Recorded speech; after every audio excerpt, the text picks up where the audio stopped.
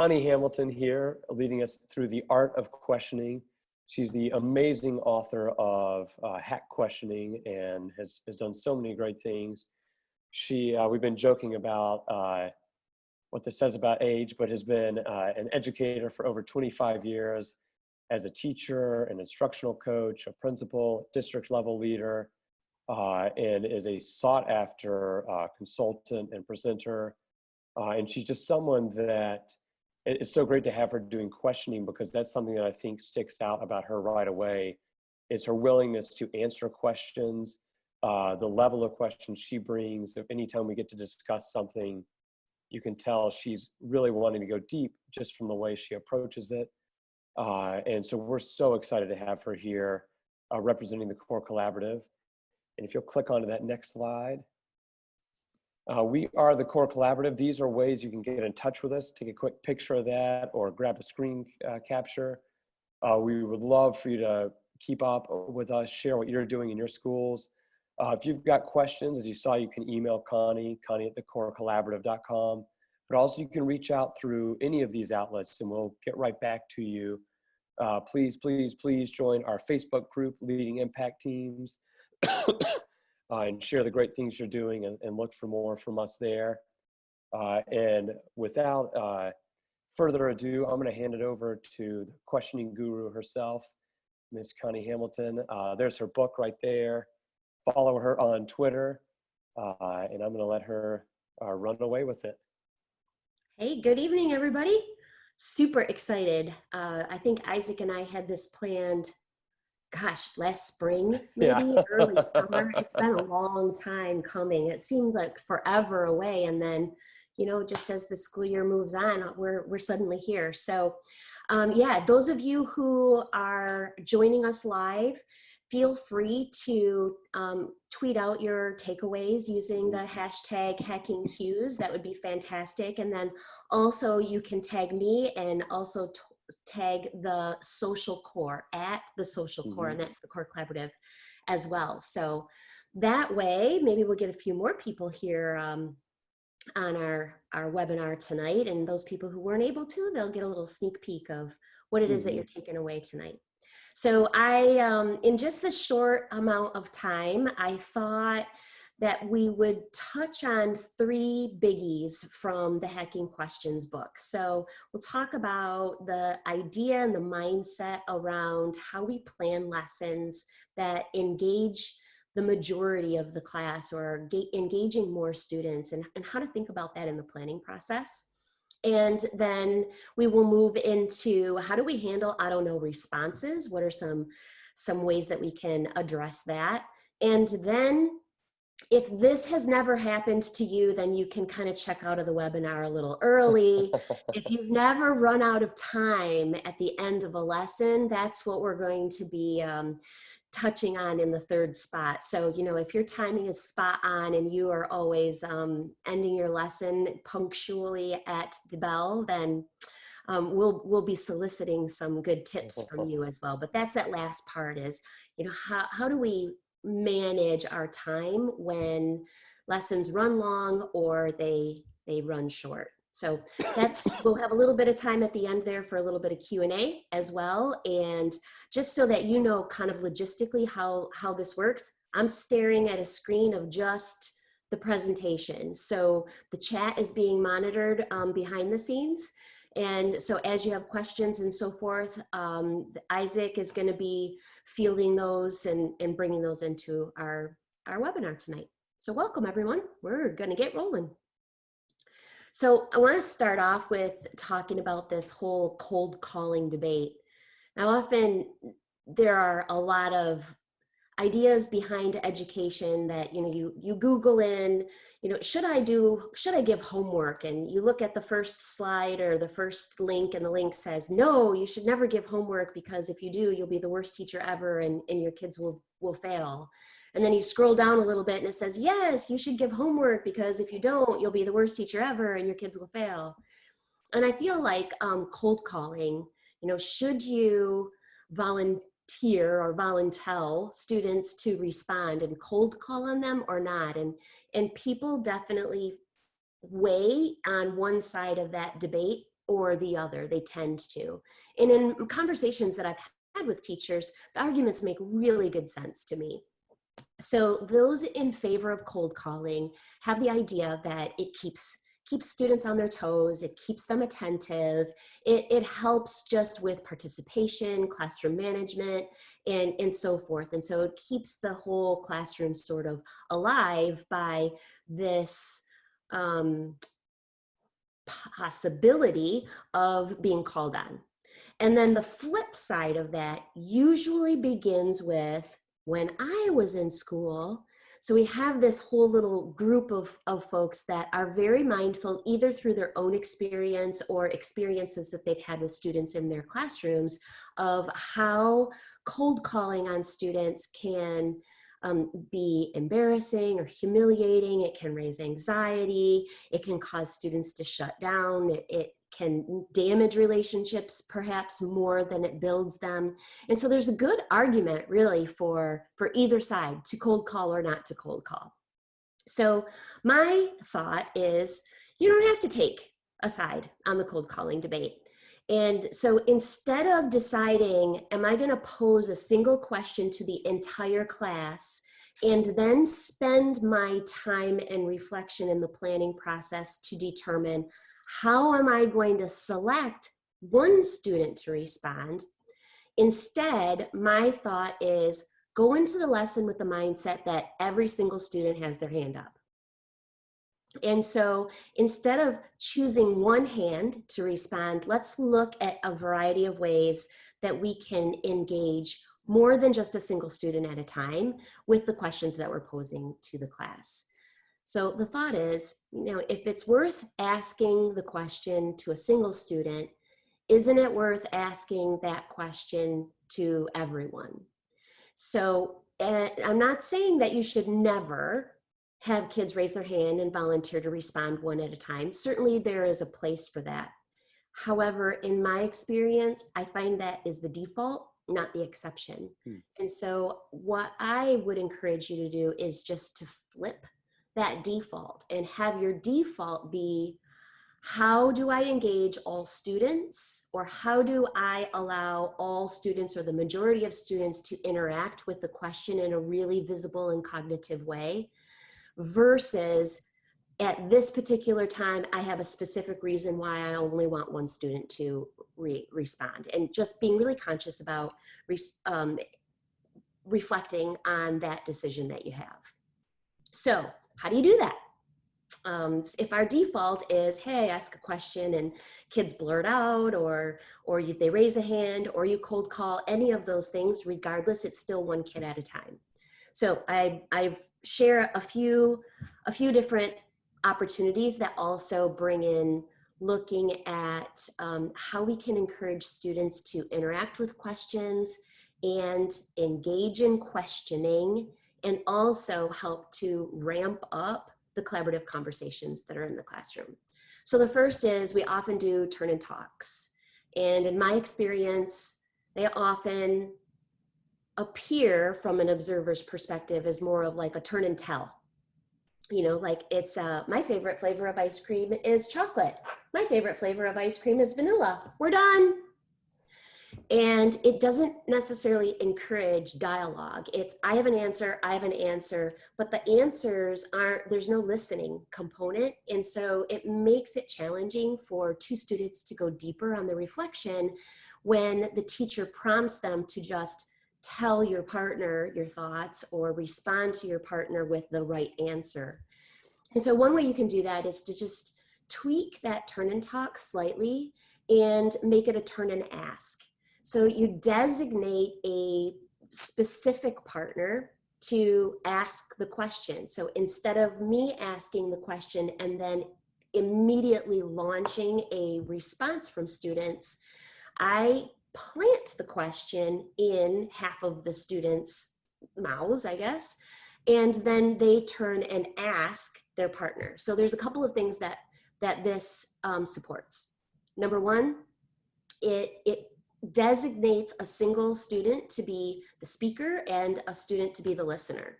And the listener is the person who asks the question.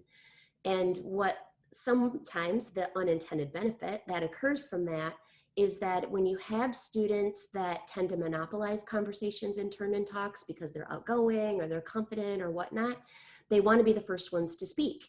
So when you launch them with a turn and ask, they first speak, but they immediately then pass the mic over to the person who wasn't so assertive in initiating the correspondence between the students.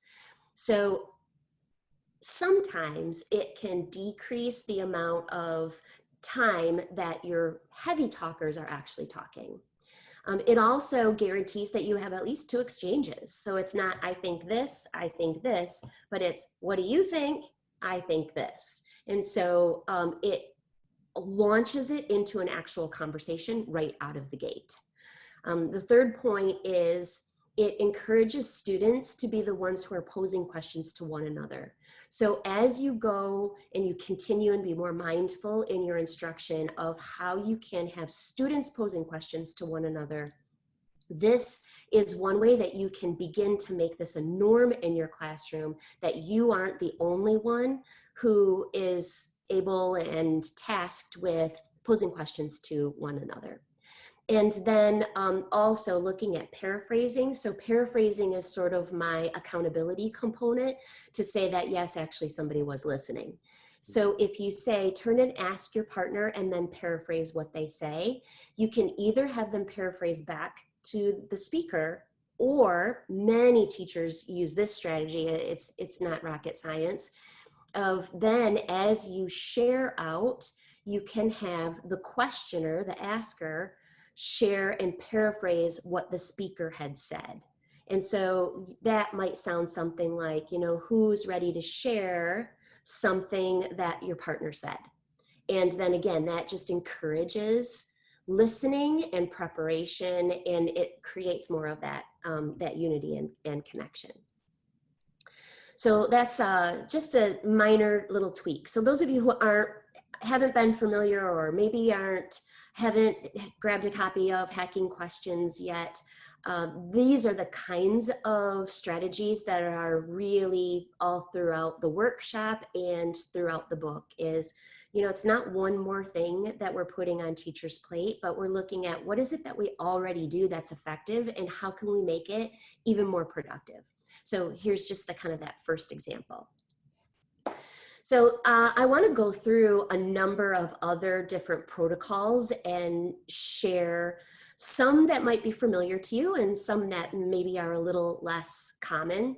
And these are protocols that really intentionally and specifically support students responding thoughtfully and also asking questions to one another. So as we are really trying to shift that focus and have students owning the learning, we want them to be mindful of how questionings play into their own understanding and also deepening their learning. And the best way that we can do that is to encourage them to be part of the questioning that happens in the classroom.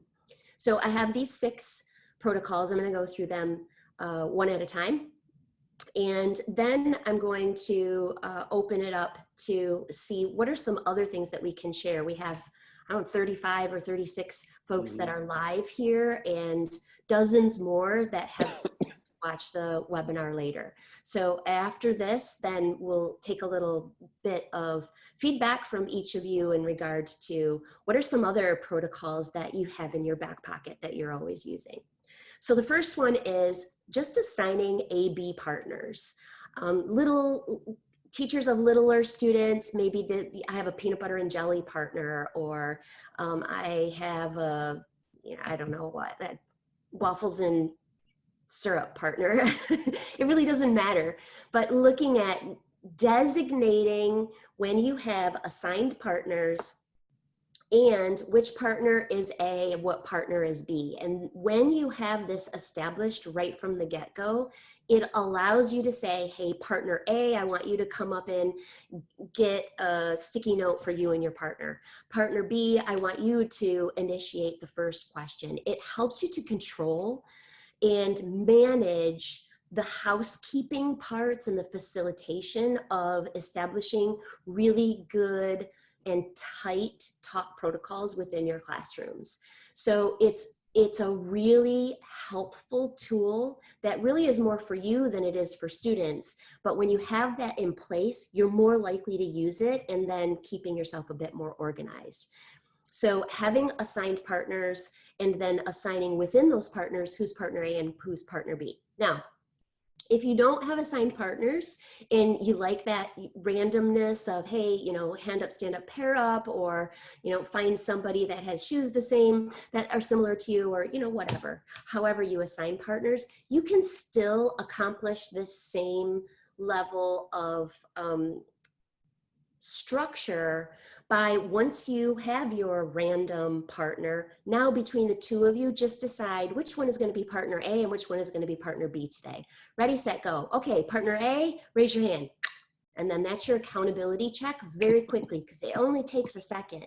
You'll be A, I'll be A. Okay, good, I'll be A. Makes you B. And so we don't need a minute and a half to decide who is partner A and who is partner B, just very quickly. And then check and make sure that they actually have done that. And then every group's got to have somebody with their hand up. So that is just a really simple detail that you can add to your talk conversations that gives you so much more flexibility that you have than if you didn't. This might be my current favorite protocol. It's called a triad. You poor thing, Isaac, my goodness. This is my favorite right now, triad. So the way that this protocol works, and this screen's going to be up for a minute here, so feel free to take a screenshot or whatnot. Maybe I'll even tweet this out after the webinar is done. So students are in groups of 3. If you don't have exactly an even number of 3 students, you're better to have 4 than to have 2. So keep that piece of it in mind. And so you have an A, a B, and a C partner. And what you will have planned behind the scenes before you begin this protocol is 3 different reflective prompts. You can use this to generate background knowledge and to kick in prior knowledge. You can use this midway through a lesson to say, all right, how's this really sinking in? What connections or ahas are we making? Or you can use the triad protocol at the very end of a lesson to just kind of tie it up in a bow. And that's a little segue to the punctuate your learning that we're going to do here in a little bit. So partner A is the responder. So the teacher gives a prompt, and partner A is responsible for commenting and responding to that prompt or that question. Partner B's role is to keep partner A talking the entire time. So partner B follows up with additional questions, going deeper, exploring responses, maybe being a critical thinker of some of the responses that partner A has provided, etc. But partner B's job is to make sure that they never say, we're done. And you time it. I often start with 60 or 90 seconds for them to respond. And the expectation is they are talking the entire time. Partner A is doing the majority of the talking. And then in this process, partner C is the listener. So partner C will summarize and may take notes if they wish. And then at the end of the time, so let's say you're starting this protocol and you want to start with 1 minute. At the end of 1 minute, we count down, 3, 2, 1. Okay, stop. Now partner C, it's your turn to summarize. You have 30 seconds, go. So partner C has exactly half of the amount of time that partner A and B had to respond. Then after partner C summarizes the thinking in the conversation between A and B, you just switch the roles. So then partner A becomes the questioner, partner B becomes the summarizer, and partner C becomes the responder, and then you give them the next prompt. And then you do that a 3rd time, so everyone has a chance to do every job. What I particularly find really valuable about this protocol is it guarantees that someone is the listener. That's the summarizer, whoever has that particular job. And as the teacher, it gives you actually 2 opportunities to listen in on the triad. So as you're roaming around the classroom, listening to how students are processing the learning that you have put forth, you have the first opportunity is when partner A and B are actually doing the talking. And you can roam from group to group and just listen in, take notes of what it is that they're saying and what they're capturing as takeaways or ahas.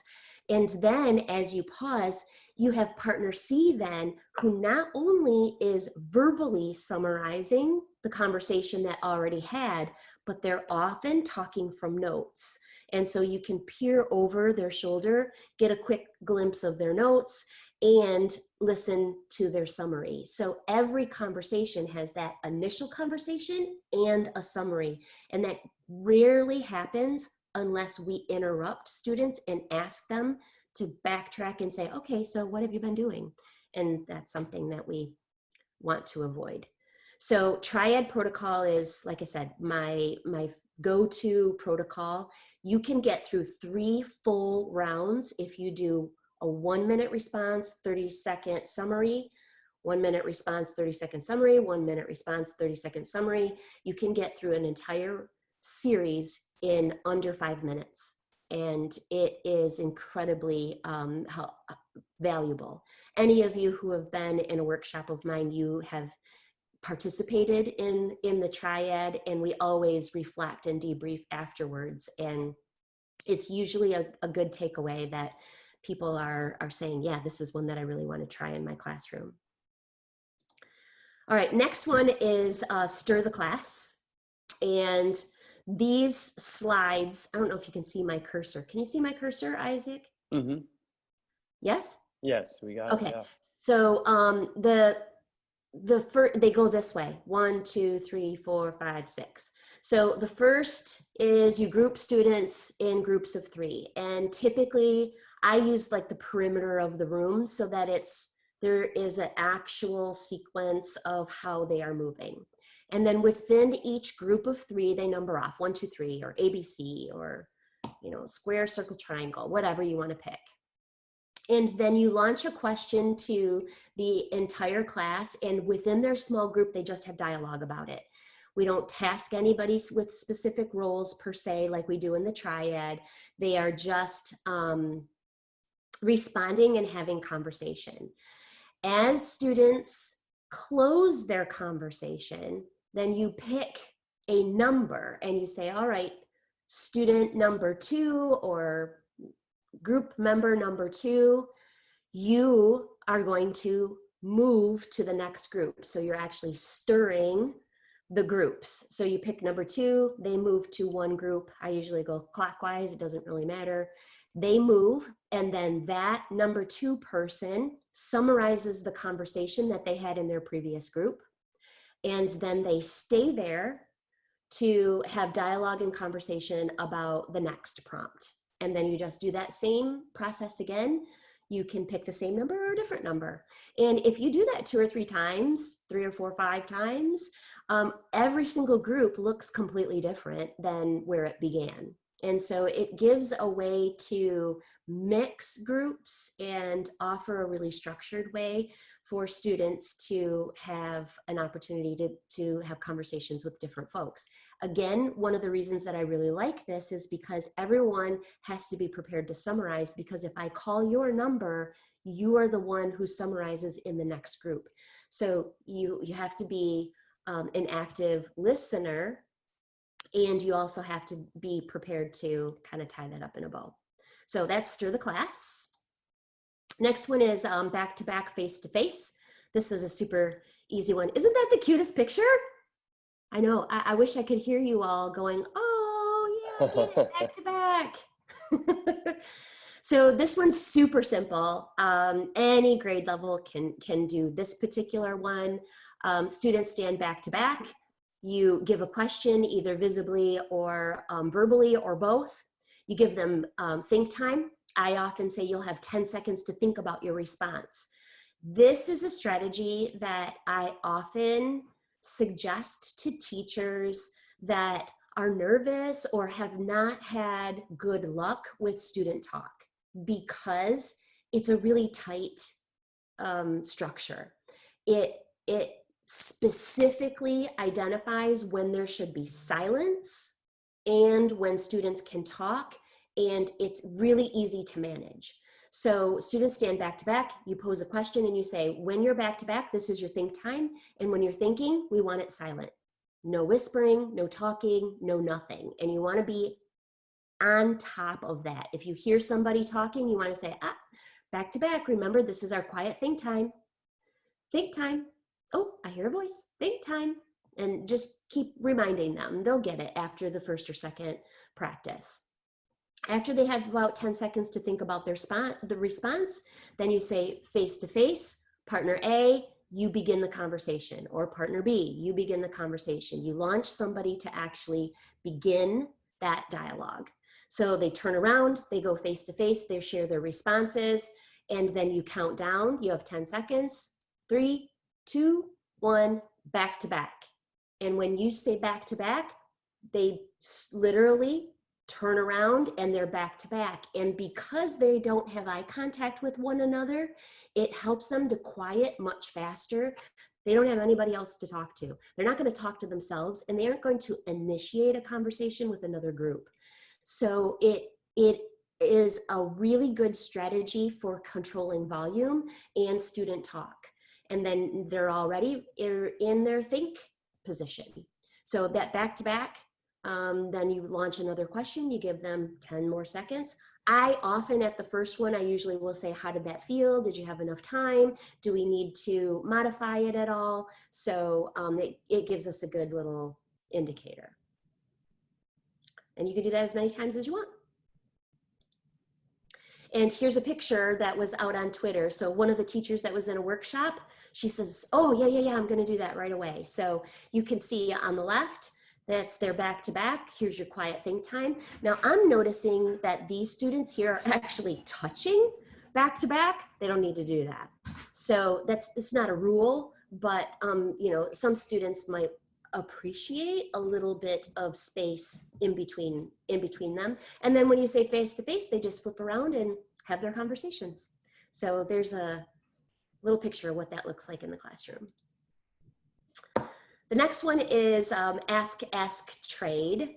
So students, this is when we're trying to get them involved in posing questions themselves.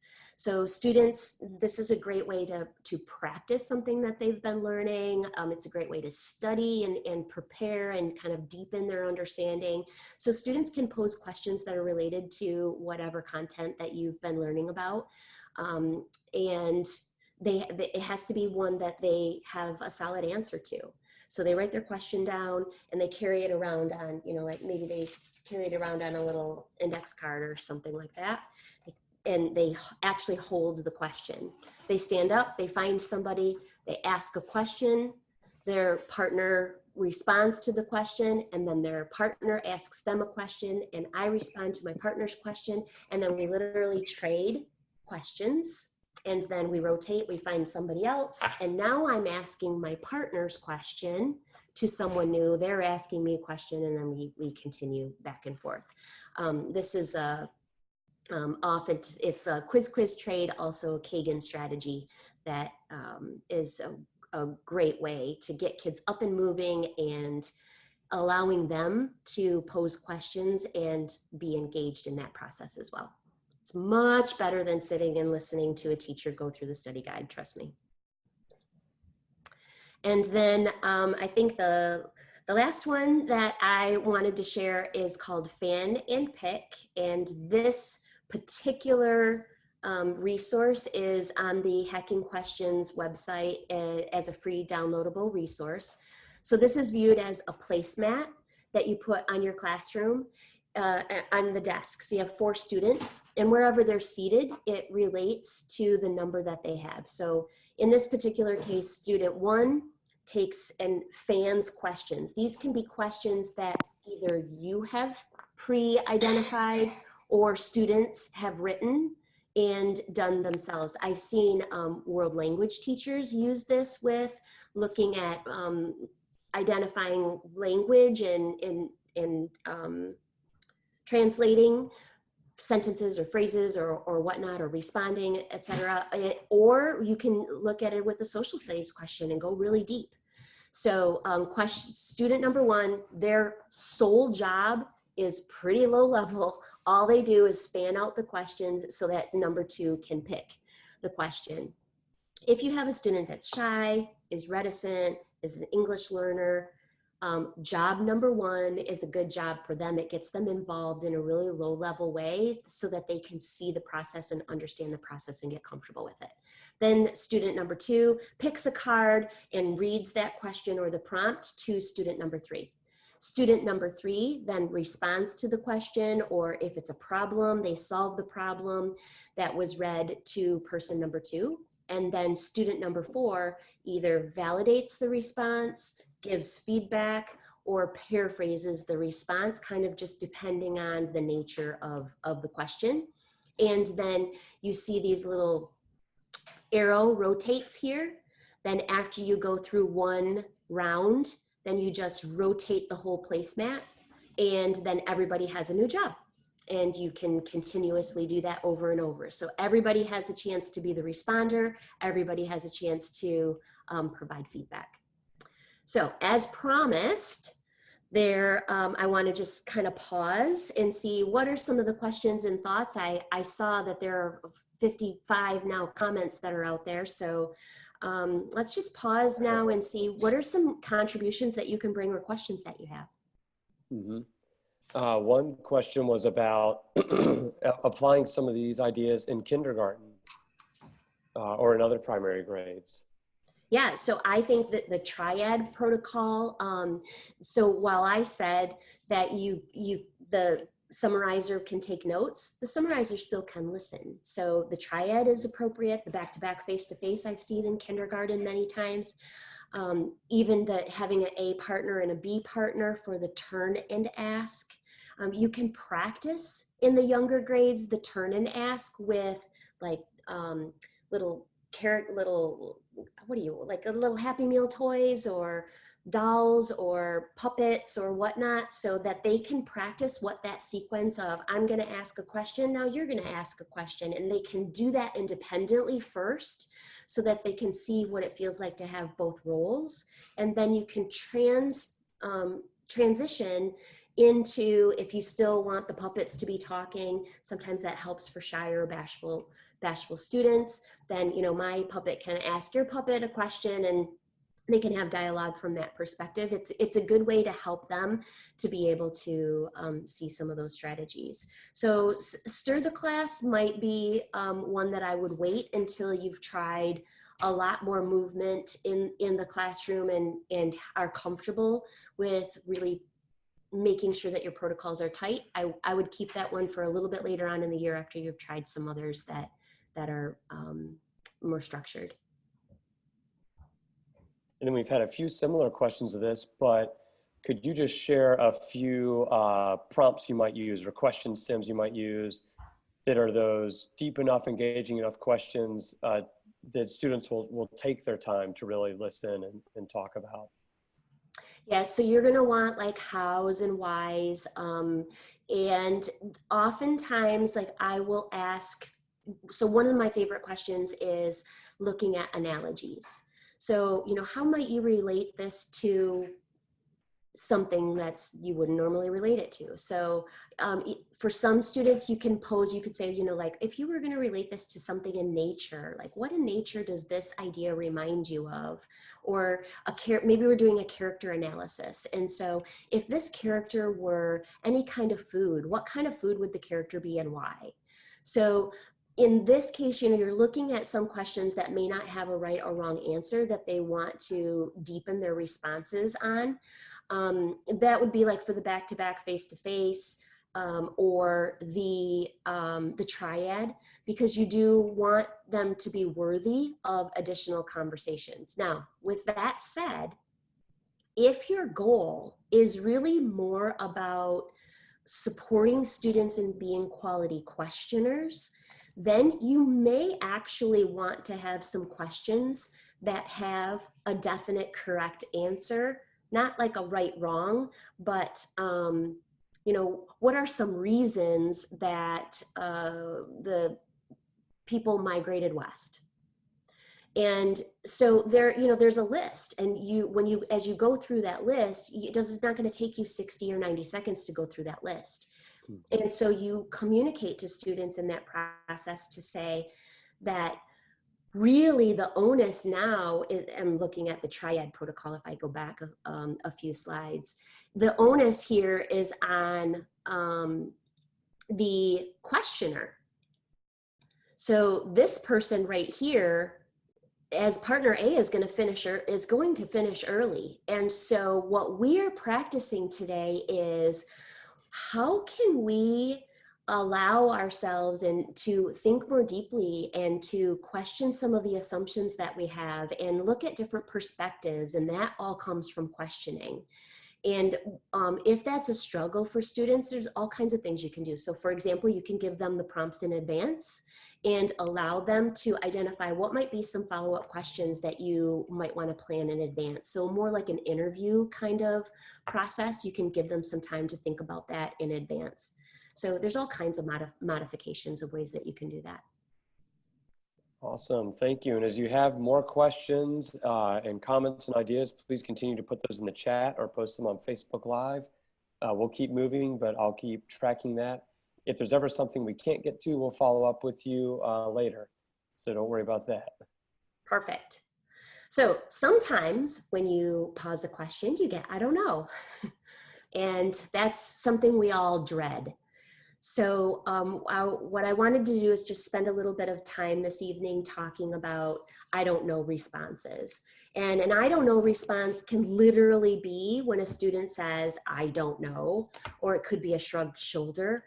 Or I would also bucket I don't know responses as being just like a blank stare or silence. Sometimes students are waiting you out, and they often win when they're just silent, and we move on to someone else, and instead of holding that student accountable for an I don't know response. So Ivan Hanel is an author that I have read from, and his theory is that we want to make it more convenient for students and to just simply respond and engage in the question, because we use I don't know as a way to disengage or to separate ourselves from participating and engaging in thought. And sometimes both the student and the teacher perceives I don't know as an actual end response as opposed to a segue for learning. So looking at that mindset of, okay, I don't know is a trigger for me as the facilitator of learning. Like, okay, I have somebody in my classroom who has a gap in learning. And so instead of spending my time looking for somebody who doesn't have a gap, what is it that I need to do to make sure that this gap gets filled? And so that's sort of the mindset behind the I don't know responses. So this young lady, sometimes our I don't know responses aren't quite so obvious. So they can present themselves in a variety of ways. So one of the things that we can do is really set a culture in our classroom to say that I don't know isn't going to be a get out of jail free card, essentially. So this isn't the way that we want students to say, this is my way of exiting and avoiding engagement and thinking. So to set that stage from the very beginning, one of the strategies is to host an IDK funeral. So obviously you're going to want to be very thoughtful and sensitive to what's happening in your classroom. So if you have a student whose grandparent recently passed away or dog is very sick, you're not going to want to have an IDK funeral. But looking at what we're trying to do, like maybe we're going to bury them, or we're going to destroy our IDKs, or it's the idea that we are bringing them forward so that we can remove them from our classroom. So you host an IDK funeral first by having students identify what are some of the things that they don't know. And maybe that's just a sentence stem. I don't know how to tie my shoes. I don't know how to skateboard. I don't know whatever.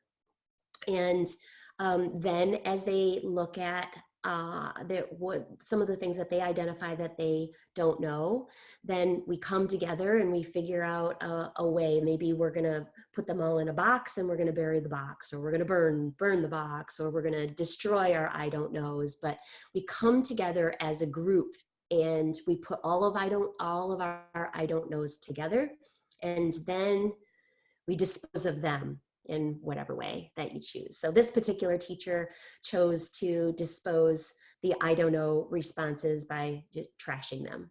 So, you know, that's another way that you can do that. So it's sort of then, now that you have had this experience within your classroom as this event, you can recall that as students try to use I don't know within a lesson. So sometimes when students when they give a reason for the I don't know, I'm just going to pause for a moment and give you a minute to take a look at this slide.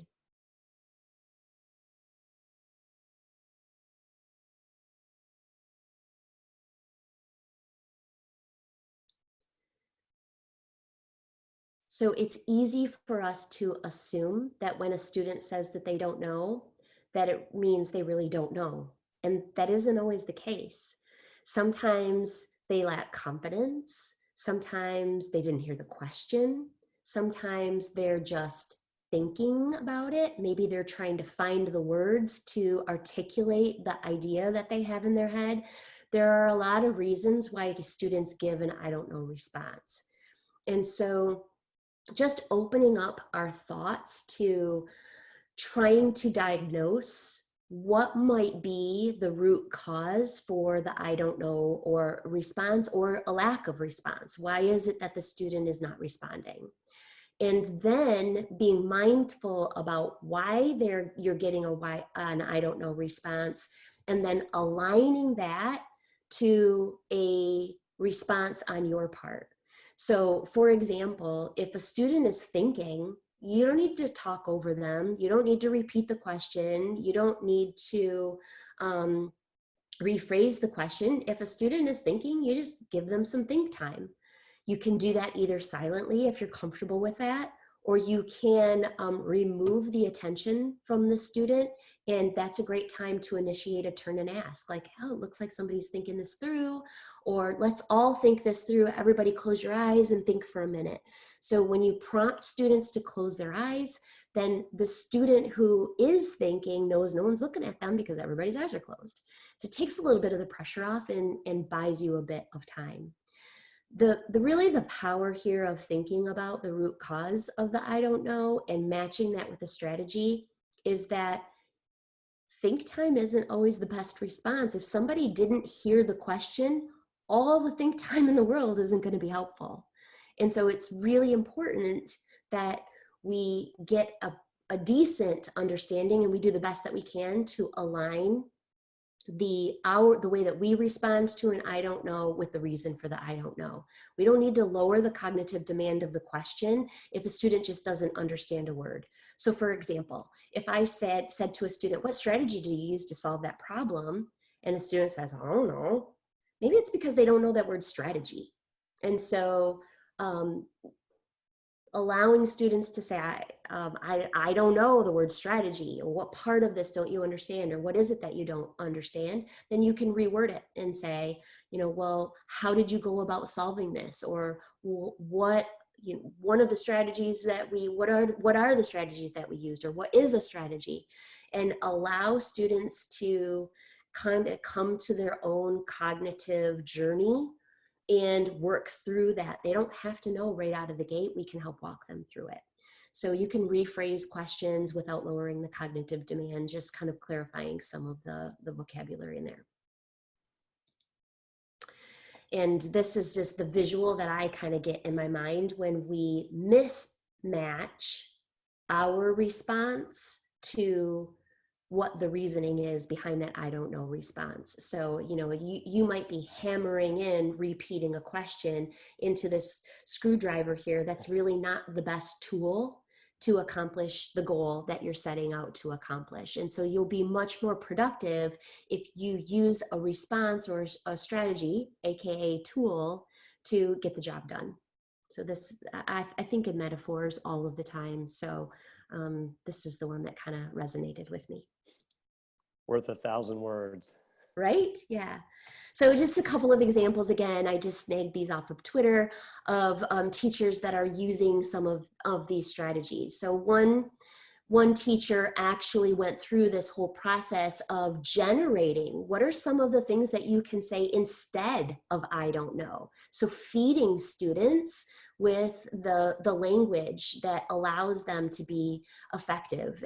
And so using these sentence stems, you can have these as an anchor chart that they can refer back to. And then eventually they'll begin to own some of these and embrace the idea that it's okay not to know, but I don't know is a transition to what is coming next. It's not a closure to learning and participation.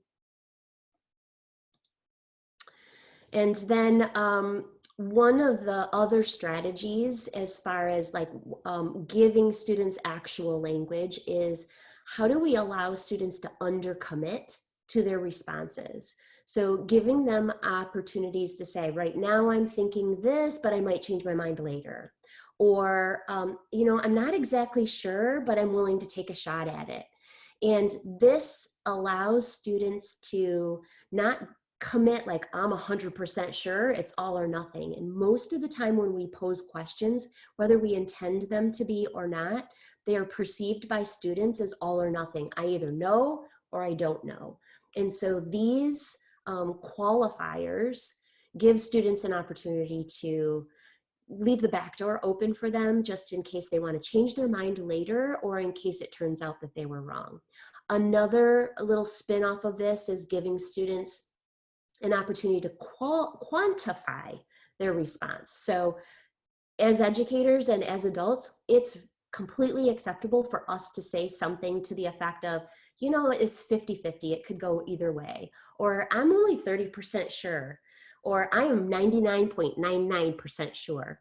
And so giving students this skill and strategy to communicate to others their level of confidence in their response, it translates into if I'm only 30% sure that I'm right, it means I'm 70% sure that I'm wrong. And it's okay for me to identify when I have a gap in my learning or when I'm still in the process of learning. And, you know, it sort of validates it. So, you know, if it turns out that you were wrong, then you were right, that you were wrong because you were 70% sure that you were wrong. Haha.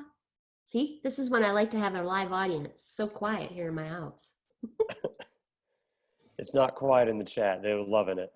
I'm going to use this tomorrow, last day of school before break, but it's going to get put into practice right away. Fantastic. The next one is just a watch for. So I often see phone a friend. Like when we use this, when a student gives an I don't know response and we say, would you like someone to help you? And this is just a word of caution that I want to give to you because I think phone a friend is a fantastic strategy when they actually phone the friend for advice or for coaching or for assistance, not when they actually hand the phone over to the friend. And that's often what happens is we say, can anyone help Connie answer this? And then what happens is Allie actually answers Connie's question. And now Connie didn't actually respond. And as Allie is answering Connie's question, often one or two sentences in, Connie's going, oh yeah, now I remember. But then we want, oh, don't interrupt. It's not polite. And so I didn't have a chance to save face once my thinking was triggered. If I actually call Allie and we do like a little fishbowl where everyone listens in on this conversation, or I get a chance to actually have a private conversation with my really smart friend, then I'm still accountable for that learning and I'm using an acceptable strategy to get support from someone else, as opposed to just handing off that cognitive baton. So be really mindful of how you use this strategy. That little tweak really embeds that accountability component and keeps that student on the trend of being successful. This is a good time to pause. Any questions or thinking? We only have, what, about 7 minutes left? Is that right? Oh, 10. We Yeah. have 10 minutes left. Yeah, we got a few. We just had so many people, responding to what you're doing and saying, I can't wait to use this, or, saying like, oh, IDK is a transition, not a sticking point.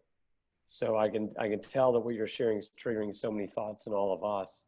So yeah, let's keep going for a minute. And anybody who has a question or a thought, please put it in the chat or on Facebook Live, and we'll address it. Perfect. All right, so the last thing that I want to touch on is punctuate the learning time. And I'm really intentional with my word choice here to add that we're talking about a chunk of time that you have designated for learning. And sometimes that time expires before you are finished with a lesson. It happens to everyone almost daily. And so we have to have some strategies that allow us to really wrap up that learning in a way that allows students to really reflect on what they learned and be thoughtful about what learning still is yet to come. So I want you to think about the end of your workday. The bell is done, the kids are on the bus, or they're headed home, they're safely on their way back home, and you're closing up and you haven't left for the day.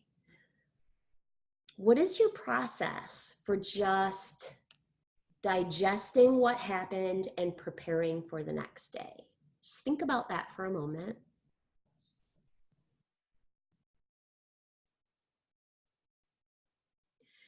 And I imagine, I'm reading all of your minds, and I'm hearing lots of you say that, you reflect, like, what did I get done? What didn't I get done? What do I need to do tomorrow? You may even make a list. You might, oftentimes we prepare things in advance and we say, you know what, I got this far. This is where I left off. This is where I need to pick up.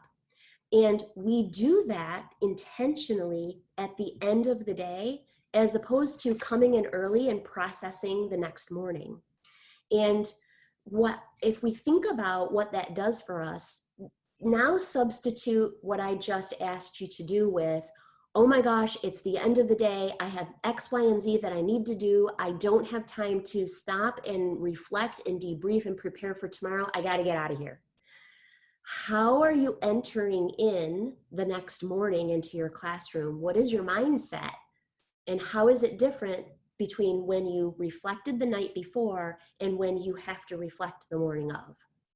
It's harder to reflect the morning of, because not only do you have to recall what happened, but then you also have to process what happened, and you're doing both of those cognitive things simultaneously. And processing is a more challenging cognitive demand than simply recall.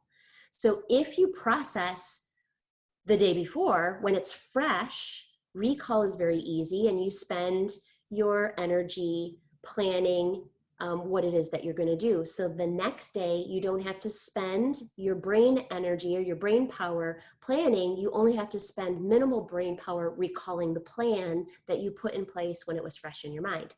We do it all the time. And I imagine most of you are relating to the frazzle that we feel when we didn't have the luxury of reflecting the day before and at least thinking through, what do I need to do tomorrow? We do this to kids all the time when we say, whoops, ran out of time, we'll pick this up tomorrow where we left off. We then process, but we don't task students with going through that same mindfulness at the end of the day to say, what did we accomplish today? What did we learn today? And how are we going to pick up tomorrow? And so if you know that a lesson is going to go long, and you're not going to be able to close it up in a way that you want to, you're better off to shorten the engagement time or the time that they have to do the performance task or whatever it is that they are doing, to shorten that by 2 minutes. And if you know you're going to have to pick up where this left off, then give them at least 2 minutes to say, what are the 3 things that you're going to do tomorrow? When we come back tomorrow and we finish this up, where are you leaving off and where are you going to pick up? And then the next day you come up and say, all right, yesterday I asked you, where do you leave off? What are you going to pick up? Recall what your plan was. And that is a life skill that kids are going to need to be able to reflect and plan and then follow through on that plan. So it's important that you wrap up that learning time and tie it up in a bow so that you can have some proper closure for both for students and for you. And hopefully you can connect to, you know, the connection that I made of how you do that. Couple of strategies of how you do that. Looking at punctuate your learning. Again, this is a free resource at hackingquestions.com. On the resources tab, you can download this poster for free. But this is one way that allows students to undercommit. So for example, if you didn't finish all of your thinking, then maybe it's a comma, like, hey, I understand parts of this, but I still have more to learn and we didn't get there. Or maybe it's an apostrophe, like, yes, I know that we did these 3 things and we didn't get to the 4th thing. I know what it is. I know what we need to get to, but I know that I don't know what that is. Maybe it's an ellipse, like, yeah, I got the essence of this, but I need some practice before I can really own it. So there are certain punctuation marks that really allow students to say the learning isn't done yet. So giving them that opportunity, question mark, of course, like, yeah, I still have a lot of questions that I want to come back to tomorrow. And then also looking at using exit tickets that maybe aren't always checked for understanding. So it's super common for us to use an exit ticket that's connected to content. So if that would be this first column here, looking at what did you learn today, how could you summarize? But if you know that you didn't bring into closure, then maybe looking at some questions in one of these other 3 columns, like, hey, we haven't learned this yet, but why are we learning about this? Like, when we do wrap our head around this, how are we going to use this outside the classroom? Why is it important that we're learning about this? And creating relevance so that we can tap into that the next day. So this also, hackingquestions.com, and it's also all over Twitter, and so we can post it in the Facebook page as well. So all that stuff, as I mentioned, free resources at the hackingquestions.com. So this is a good time also for us to kind of wrap up our time together and see if there are any burning questions that would benefit the greater good of those people listening in on the webinar. I think we've hit most of the big ones. And anyone who has a question, please share that out with us as you go. We'll end with this one. What do you think about combining that punctuation piece with the exit ticket? Oh yeah, I often do that. Mm-hmm. Often do that. That's a perfect exit ticket. Yeah, great. Little innovation on that. Yep. Thank you so much, Connie. My pleasure. Let's click on. We're going to share a few things with you guys and wrap up. Any thoughts or questions you have, continue to put in, and we'll get back to you. Just wanted to let you know this is Brian Roy, our Executive Director of Learning Partnerships. When you see and hear from someone like Connie and think, hey, I want more of that, reach out to him at brian@thecorecollaborative.com, and he can help you plan, really what you need to explore the path you need in your school or district. We are so excited about this book. It's just been out a month, but already having a huge impact on people. But Floyd Cobb and John Crownapple's Belonging Through a Culture of Dignity. Search it. You can do that, bit.ly, Belonging Through Dignity. Take a quick picture and get your copy. Still on sale right now and great for the holidays. Our I've next had a chance slide. to hear these 2 guys speak, and they're amazing. They really will rock your world. Mm-hmm. Another powerful book out there, Pure Power. 13 inspired authors joined with Paul Bloomberg, Barb Pitchford, and Kara Vandis to write about what it means for kids to take ownership of their learning and to really be the ones who are in charge of knowing where they are, where they're going, and how they're getting there. So we'd love for you to pick that up and give it a read. And then we are so excited about MineFueled this year. New spot, same great learning, but we'll be in Vail, Colorado. Check us out, 6/29 and 30. You can go to minefueled.com to learn more or reach out to any of us at the Core Collaborative. And then finally, yeah, there you go. Thank you. You know, as powerful as it is to have these types of things where we can see each other and hear each other a little bit, there's something to be said for being there face to face. And as Connie just said, what it's meant for her to be able to hear the included work, you know, in person is so different, even than reading a book or watching a video. So throughout this year, we will be somewhere near you. You can see that there. And you can check anytime the corecollaborative.com events for updates. And then last but not least, we end with this screen so you can take a quick picture, find all the ways you can get in touch with us to learn more or to share the amazing work you're doing. Connie, do you have any words of wisdom you want to leave us with? No, I sounds like it's been a great opportunity, and I'm just so thankful for this time that you all have taken out of your busy schedules, and look forward to connecting. So, you know, if you have some ideas or follow-up questions, just definitely reach out and share. Thank you so much, Connie, for sharing your time and insight. And as Connie said, all of you for joining us. We've had a wonderful year with you in 2019. And look forward to all of you in our TCC network in 2020. So as always, thank you for sharing your two most valuable assets, your time and attention, and we'll see you next time. Thanks, everybody.